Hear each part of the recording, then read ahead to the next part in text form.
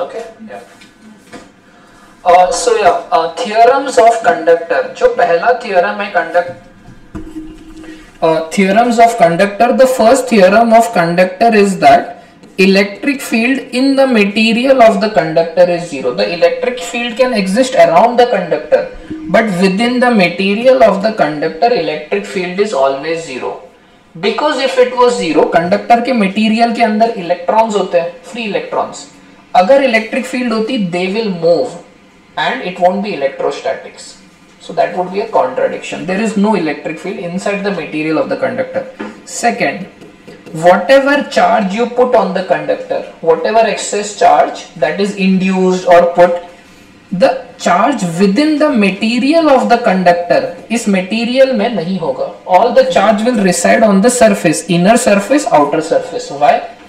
Because of Gauss law. अगर मैं कोई भी ऐसा Gaussian surface बनाऊं, इस पूरे Gaussian surface पे electric field zero है, so flux is also zero, and we know flux is same as Q enclosed by epsilon naught.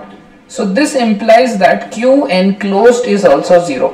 तो whatever Gaussian surface that you draw, उसके अंदर चार्ज enclose हो ही नहीं सकता है. Whatever random Gaussian surface, तो charge इसके अंदर नहीं हो सकता. All the charge will reside on the surface, inner surface, outer surface. Is this clear? Yeah. These are the two foundational properties of our conductor. इसके अलावा जो foundational properties हैं, they are the following.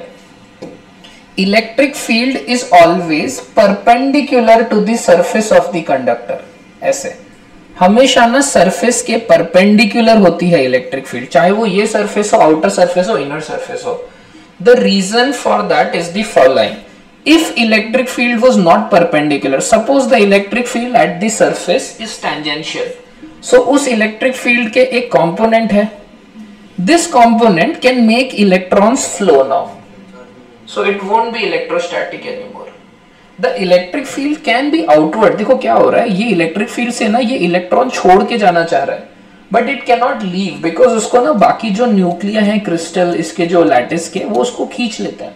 So electric field cannot have any tangential component. It is perpendicular, whether it is the inner surface or outer surface. These are the three critical properties. Okay. Third property is electric field is perpendicular to the surface. Yeah. These are the properties. Okay. And since charge cannot be in the material of the conductor, it will reside on the surface. चलो अब ना हम लोग इसका implications देखते हैं. So first let us do something. पहले ना मैं इसका outer charge zero कर देता हूँ, एक मिनट. Inner charge भी zero कर देता हूँ. Gravity located center है. अब मैं सबसे पहले क्या करता हूँ, कंडक्टर को चार्ज देता हूँ. तो मैंने कुछ चार्ज को ना कंडक्टर पे फेंक दिया, ठीक है. तो ये सारा का सारा चार्ज पहले तो आप देखोगे इसके अंदर तो हो ही नहीं सकता, कैविटी के अंदर भी नहीं इंड्यूस होगा. सारा का सारा चार्ज दूर जाके बैठ जाएगा सरफेस पे और इलेक्ट्रिक फील्ड उसके परपेंडिकुलर हो जाएगी, यूनिफॉर्मली डिस्ट्रीब्यूट हो जाएगा चार्ज. Simplest case. अब हम लोग क्या करते हैं, इसको ना मैं कंडक्टर के चार्ज को जीरो कर देता हूँ, आउटर चार्ज रखता हूँ यहाँ पे. तो कंडक्टर के ना बाहर एक चार्ज रखा है, that charge is positive charge. तो ये पॉजिटिव चार्ज क्या करेगा, ये नेगेटिव चार्जेस है, ये ना कंडक्टर के इलेक्ट्रॉन्स इसके अट्रैक्ट होके ना इसके पास आ जाएंगे. So these are all negative charges. Since ये इलेक्ट्रॉन यहां से आए, यहाँ पे पॉजिटिव चार्ज इंड्यूस हो जाएगा. This is induction. यहाँ पे पॉजिटिव चार्ज, तो जितना नेगेटिव यहाँ इंड्यूस हुआ पॉजिटिव भी उतने होंगे, क्योंकि कंडक्टर न्यूट्रल है. कंडक्टर पे ना मैंने कंडक्टर पे कोई चार्ज नहीं डाला है. So the next thing you should notice is that कि इलेक्ट्रिक फील्ड जो है कंडक्टर के मटेरियल में तो है ही नहीं और कैविटी में भी नहीं है. कंडक्टर के मटेरियल में तो कभी नहीं हो सकती इलेक्ट्रोस्टैटिक्स में, और कैविटी में भी कोई इलेक्ट्रिक फील्ड नहीं है आपकी. Another thing you should notice is that मैं ये चार्ज को कुछ भी कर दूं, मूव करा दूं, इस कंडक्टर के अंदर कोई इलेक्ट्रिक फील्ड नहीं है. सो वी से शील्डिंग. कंडक्टर का जो इंटीरियर है ना वो शील्डेड है बाहर से. बाहर आप कुछ भी कर दो, बाहर आप कुछ भी कर दो, अंदर पता भी नहीं चलता क्या चल रहा है. Is this clear? और अगर मैंने कंडक्टर पे भी चार्ज दे दिया ना तो भी अंदर इलेक्ट्रिक फील्ड नहीं जाती है. कंडक्टर के अंदर एक तरह से वो शील्डेड रहता है, शील्डिंग बोलते हैं उसे. सारा इलेक्ट्रिक फील्ड ना कंडक्टर के बाहर होता है, इस कैविटी में भी नहीं जाती electric field. Understood? Yeah the next thing that we are going to do, अब हम लोग ना कैविटी में चार्ज डालेंगे। तो पहले मैं आउटर चार्ज को हटा दूं, कंडक्टर के चार्ज को भी हटा दूं। अब मैं कैविटी में ना पॉजिटिव चार्ज डालता हूं, +2 सपोज कैविटी में। सो हमारी जो कैविटी है उसमें पॉजिटिव चार्ज है +2। तो अब क्या होगा, कैविटी की जो इनर वॉल है इनमें कितना चार्ज इंड्यूस हो जाएगा? इनमें कुछ चार्ज इंड्यूस हो गया, ये नेगेटिव चार्जेस है और कंडक्टर में चार्ज 0 था। सो ये जो चार्ज है ये कहीं से आया, ये बाहर से आया, तो बाहर के सरफेस पे पॉजिटिव चार्ज इंड्यूस हो गया। तो ये जो कंडक्टर था, शेल था, इसके आउटर सरफेस पे पॉजिटिव हो गया, इनर सरफेस पे नेगेटिव हो गया, अंदर पॉजिटिव चार्ज है। तो अब आपसे कोई पूछेगा ये कितना नेगेटिव चार्ज इंड्यूस हुआ है, क्या बोलोगे आप? -2 is correct, but why?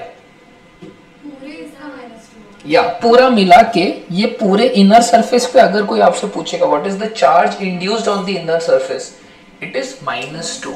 Question is why? These are all vague statements. You have to give a logical answer based on laws. Gauss law है आपके पास, गॉस लॉ से सोचो। गॉस लॉ, हाँ, which is 0। तो गॉसियन सरफेस कहाँ बनाएंगे पहले हम लोग?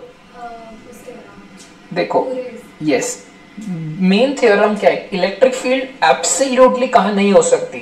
कंडक्टर के मटेरियल के अंदर, यहाँ इलेक्ट्रिक फील्ड नहीं हो सकती। So if I draw Gaussian surface like this, ये पूरे रीजन में फील्ड क्या है? विच इम्प्लाइज फ्लक्स क्या है? 0। इसका मतलब क्यू एनक्लोज क्या होगा? 0। Q enclosed is 0। इसका मतलब अगर इसमें +2 चार्ज है तो अंदर -2 इंड्यूस होना ही पड़ेगा, क्योंकि इस गॉसियन सरफेस के अंदर 0 इनक्लोज चार्ज होना चाहिए। तो इसके इस शेल के इनर कैविटी के इनर सरफेस पे, ठीक है, भेज दो। तो इसके इनर सरफेस पे -2 का चार्ज इंड्यूस हो जाएगा। Is this clear?